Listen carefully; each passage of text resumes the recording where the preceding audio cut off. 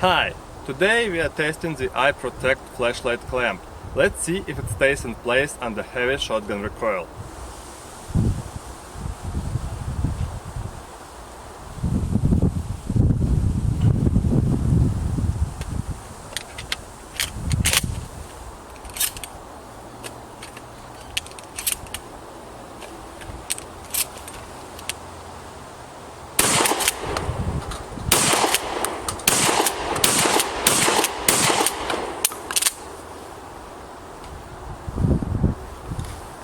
So after 6 shots it's still in place.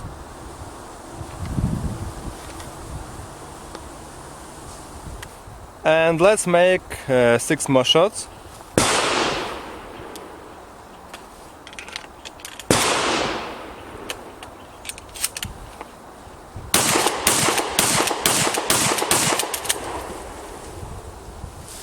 And after 6 more shots it's still in place, so I can recommend it to you. It is reliable enough to be installed on your home defense shotgun. Thanks for watching.